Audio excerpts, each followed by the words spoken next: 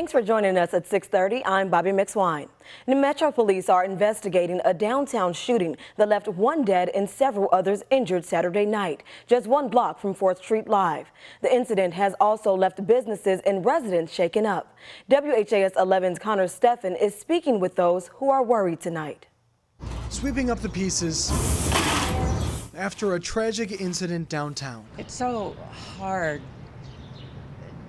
to hear these shootings and innocent people being hurt. According to LMPD, 5 people were shot, one of them killed, around 11 Saturday night on 4th Street near West Chestnut Street. That's near the Louisville Palace and just a block from 4th Street Live. The Jefferson County coroner identified the man killed as 22-year-old DeMonte Jaquan Tyreek Marshall. Another one of the victims remains in critical condition. Yeah, it's very sad, very hurt feeling to see your beautiful downtown that we've been working here the last 13, 14 years, going through this. According to police, a group of people began fighting inside a restaurant before it spilled out onto the street, right in front of Sicilian's Pizza and Pasta.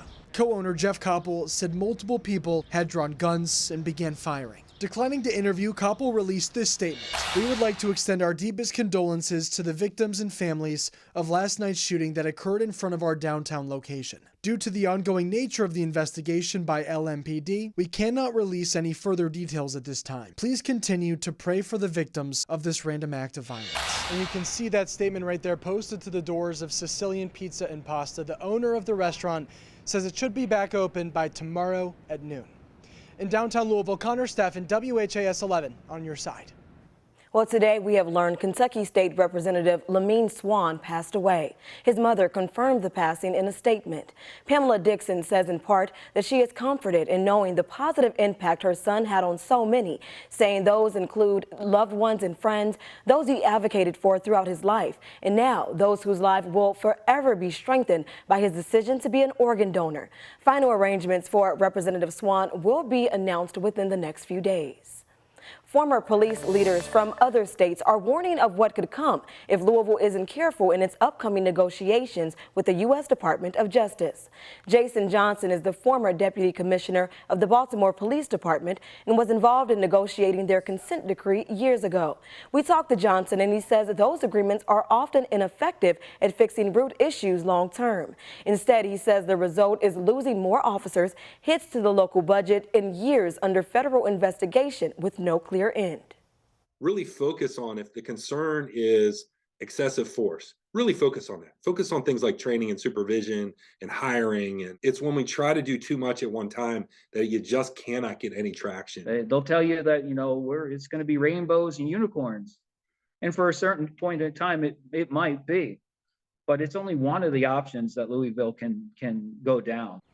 That's Ernest Freestone, a former New Jersey police sergeant who now lives in Louisville and shares Johnson's concern. Johnson tells us police reforms are necessary, but in order to be effective, benchmarks need to be clear and achievable. Well, we're hearing from librarians who say they are tired of the fights, the threats, and the drug use they're seeing inside city public libraries. Now they're demanding help from the city. Catherine Skaggs, president of the local library union, took the floor. She's demanding more safety measures. Metro Council members, we bring this to your attention so that you can work with the mayor's office and help ensure our libraries are safe for workers and members of the public. Now, some of the librarians say something needs to be done because you never know what could happen when patrons are asked to leave. It can be very scary because you wonder, is this the time they'll go quietly, or is this the time they're going to go after one of us?